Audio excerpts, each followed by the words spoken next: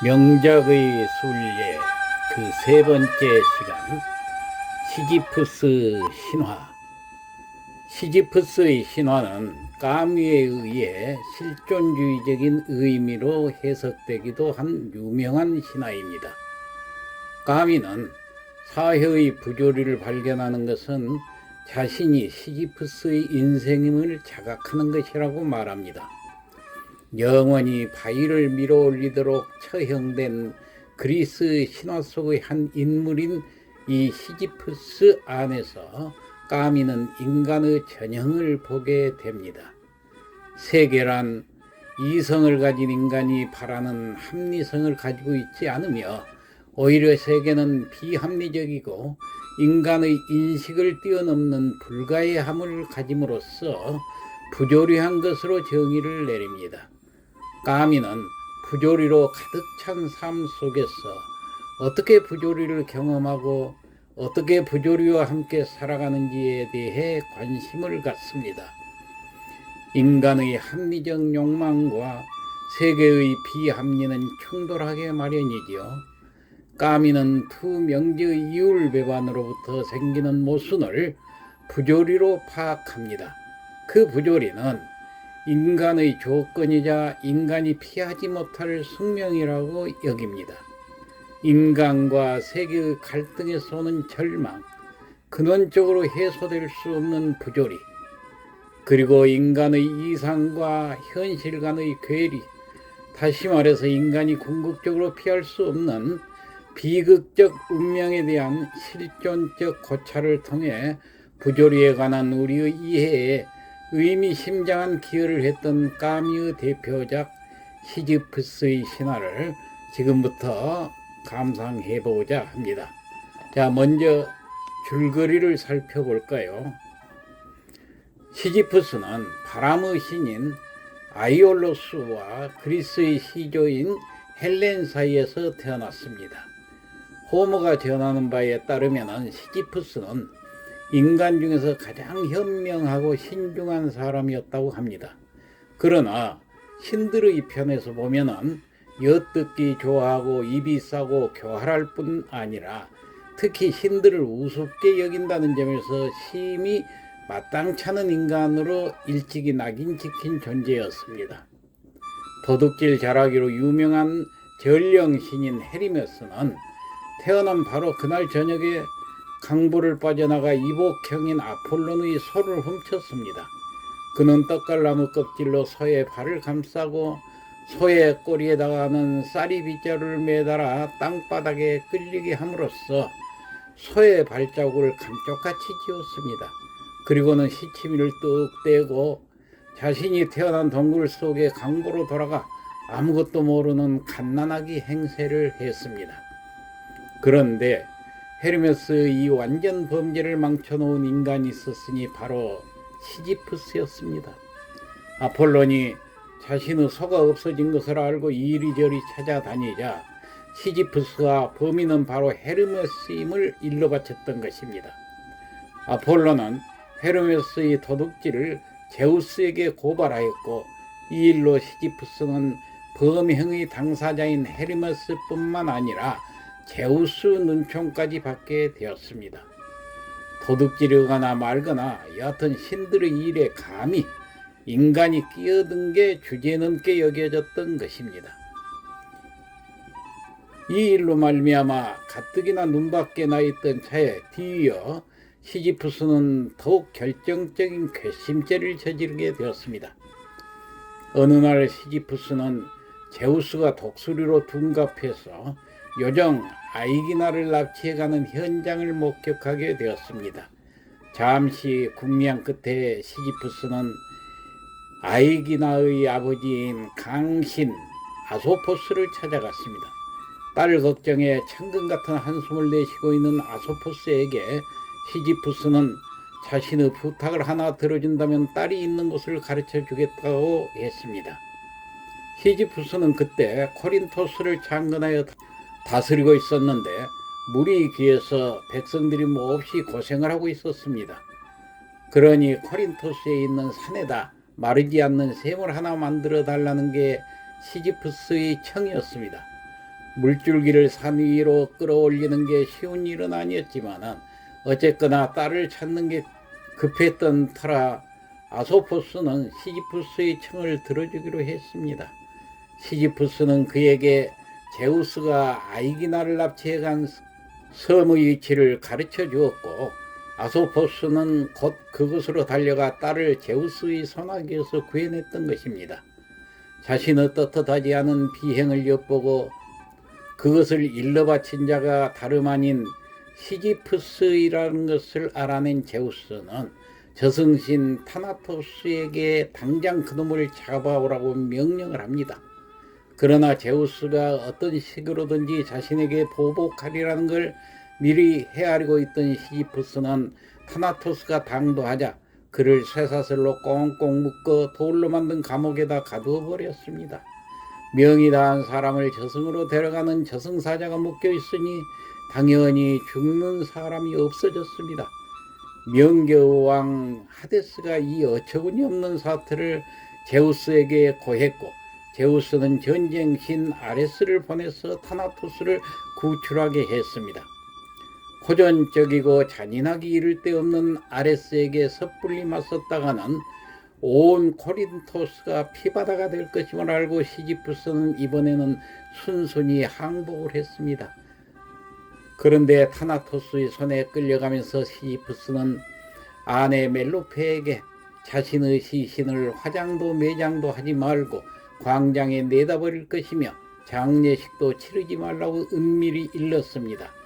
저승에 당도한 시지푸스는 하데스를 아련하는 자리에서 이렇게 읍소를 했습니다. 아내가 저의 시신을 광장에 내다버리고 장례식도 치르지 않은 것은 죽은 자를 수습하여 무사히 저승에 이르게 하는 이제까지의 관습을 조롱한 것인즉 이는 곧 명계의 지배자이신 대왕에 대한 능멸이라 보니 제가 이승으로 가서 아내의 단죄를 단단히 물은 후에 다시 오겠습니다 하니 저에게 사흘간만 말미를 주소서 이렇게 간청을 합니다. 이 시지푸스에게 넘어간 하데스는 그를 다시 이승으로 보내주었습니다. 그러나 시지푸스는 그 약속을 지키지 않았습니다. 영생불사는 신이 아니라 한번 죽으면 그걸로 그만인 인간인 그로서는 이승에서의 삶이 너무도 소중했던 것입니다. 하데스가 몇 번이나 타나토스를 보내 을러대기도 하고 경고하기도 했지만은 그때마다 시지푸스는 갖가지 말재주와 임기응변으로 체포를 피했습니다. 그리하여 그는 그 후로도 오랫동안 천천히 흐르는 강물과 별빛이 대비치는 바다와 금수초목을 안아 기르는 산과 날마다 새롭게 웃는 대지 속에서 삶의 기쁨을 누렸습니다. 그러나 아무리 현명하고 신중하다 한들 인간이 어찌 신을 이길 수 있었으랴. 마침내는 시지푸스도 타나토스의 손에 끌려 명계로 갈 수밖에 없었습니다.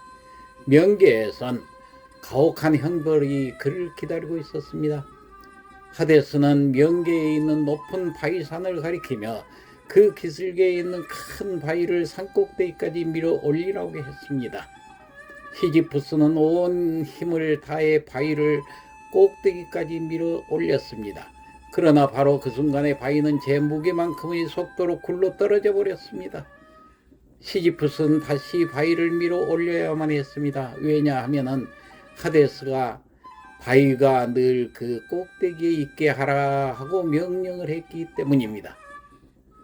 그리하여 시지푸스는 하늘이 없는 공간, 측량할 길 없는 시간과 싸우면서 영원히 바위를 밀어 올려야만 했던 것입니다.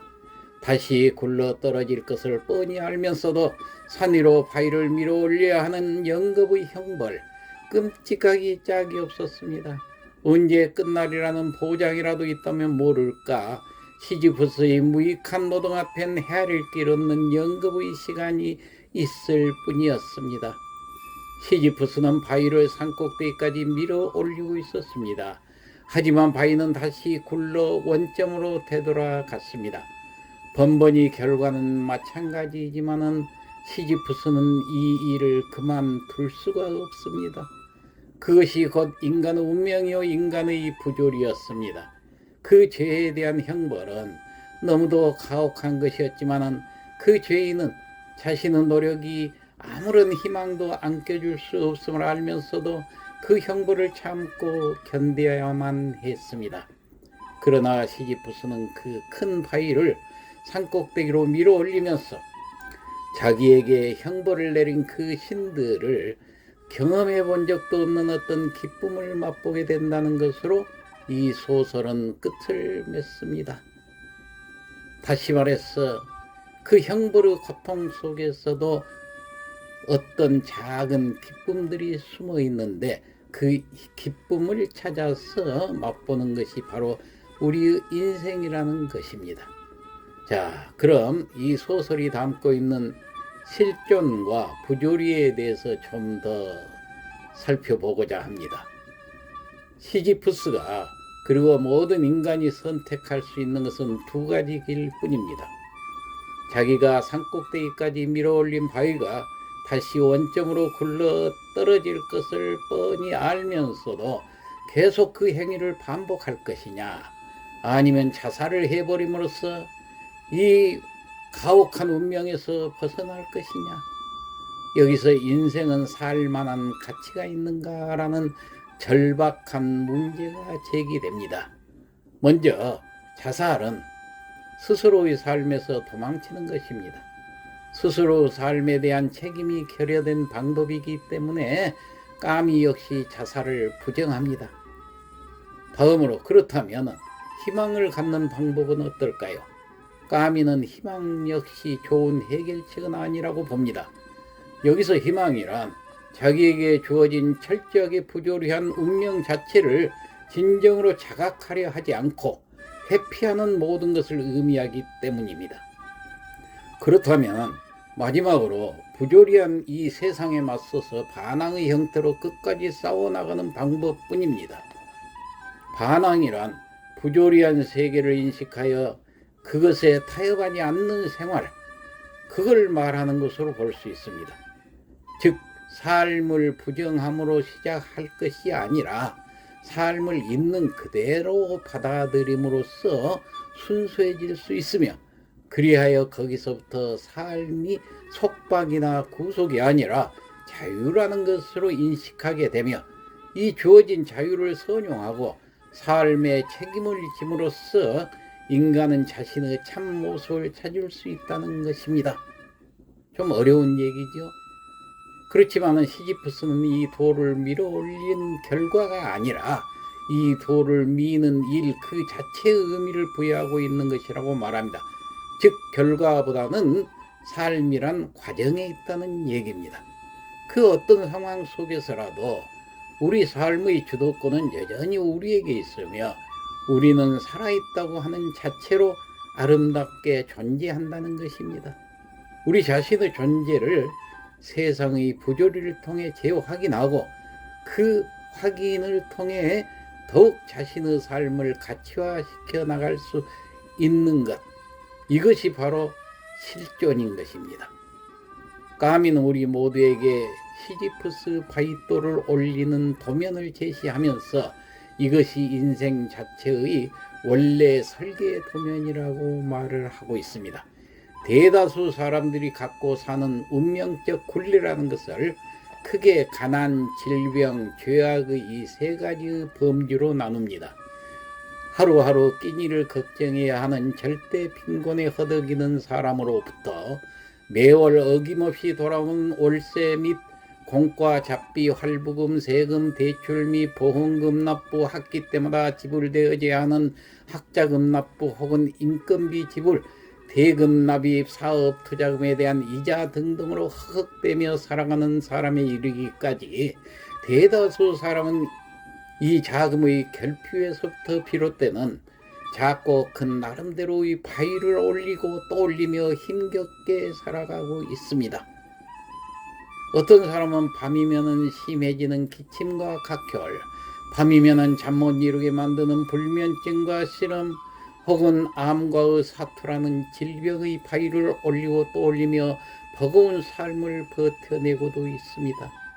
또 어떤 사람은 사랑했던 사람으로부터 배반으로부터 헤어나지 못하는 상처, 믿었던 사람으로부터 배신해서 받는 상처와 고통, 혹은 가장 소중했던 사람을 잃어버린 상실의 고통, 실패와 파산에서 자신의 삶까지 무너진 비참하고 쓰라린 고통을 잊으려고 술과 타락으로 자신을 내어던지고 난 뒤에 와지는 자책감의 바위, 혹은 어둠에 속한 갖가지 죄악의 생각과 행동에 의해 오는 죄책감의 바위를 올리고 또 올리면서 지쳐버린 우리 모두의 모습이 바로 이 실존의 모습이 아닌가요?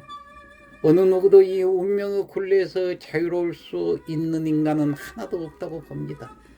누구나 다 삶의 버겁고 무겁기가 이를 데 없는 바위덩이를 그림자처럼 달고 삽니다. 그 중량과 빈도의 수는 사람마다 다소 다를지언정 누구나 다 자기 몫의 인생인 바위를 떠안고 살아갑니다. 그렇다면 이러한 부조리를 일단 수용하기로 작정하는 수밖에 달리 도리가 없는 것 아니겠습니까? 그러므로 우리 인간들은 사는 동안 누구를 원망하거나 누구 탓을 한다든가 누구 때문이었노라고 손가락질한다든가 불평이나 불만을 품어서는 안 됩니다. 내가 내 인생의 주인인데 누구에게 탓을 돌리겠습니까? 내 인생을 살아갈 사람은 나 자신 아닌가요? 누가 나의 삶을 한순간이라도 대신해 주기를 기대하는 것 자체가 얼마나 우스운 일입니까? 이렇게 결심하게 되면은 마음이 쇠기둥처럼 단단해질 것이며 새로운 힘이 내면에서 솟구침을 느낄 수 있을 것입니다. 바로 이 시지프스 신화는 우리에게 이러한 명제를 던져주며 수없는 사고의 생구멍을 터뜨린 명작의 메시지입니다. 실존 작품을 얘기할 때 보통 세 가지 각도에서 얘기하는 것을 문화적 정설로 보고 있습니다. 첫째는 신 없는 실존입니다. 이 부류 위대한 세계적 작가가 바로 사르트르와 까미입니다. 신없는 실존의 세계는 흔히 재벌그룹이나 산업화된 다국적 기업을 상징하고 있습니다. 대그룹의 엘리트로 탄생은 잠시 기쁨을 주고 그날부터 자기 것은 외출하고 대그룹의 일원으로서 한 일부분으로서 평생을 살아가야 하는 것입니다. 그래서 외견상으로 보면 아주 극도로 성실해 보이고 훌륭해 보이죠. 그러나 누구를 위해서 이 극단적 성실의 종은 울려야 하는가? 평생을 신 없는 실존으로서 지내고 나서 그 지나온 발자취를 되새겨 보면은 바로 허망과 오해라는 두 단어가 아주 깊은 역사적 흔적으로 남을 것입니다. 이것이 바로 신 없는 실존입니다. 두 번째, 신이 죽은 실존입니다. 이 부류 세계적인 작가는 바로 프리드리히 니체입니다. 니체는 학창 시절을 살아 움직이는 성경이라고 했습니다. 신구약을 몽땅 암송한 장본인입니다. 신이 죽은 문화가 창출한 세계가 바로 초인 사상이 활개를 치는 세계입니다. 현대의 영화, 드라마, 만화, 영화는 여기에 그 기조를 두고 있습니다. 별들의 전쟁, 소모즈, 백만불의 사나이, 거미인간 등 헤아릴 수 없이 많은 초인들이 등장해서 현대인을 이끌고 있습니다. 하나님 대신 그 자리에 초인을 만들어 놓고 그를 섬기고 기대고 있는 것입니다. 니체는 즐거운 지식이란 그의 저서에서 신은 죽었다고 했습니다. 나는 다시 그들에게 그들이 만들어 놓은 그 초인, 현대의 인위적인 그 신이 바로 죽었다고 말을 해주고 싶습니다. 자, 마지막으로 신 앞에 나서는 실존이 그 세 번째입니다. 이는 그 유명한 현대 신학을 탄생시킨 피에르 캐볼입니다. 인간은 끝없이 부족한 존재입니다. 어떤 상처를 받았어도 그 어떤 크고 큰 상처를 가졌다 해도 이 모습 이대로 신 앞에 다가서야 하는 게 인간입니다. 이 위대한 실존이 바로 신 앞에 나서는 실존입니다. 우리는 이 세 가지 중에서 반드시 그 어떤 거 하나 앞에 서야 하는 실존적인 존재입니다. 여러분은 지금 어디에 서 있습니까? 자, 그럼 명작의 순례를 마치겠습니다.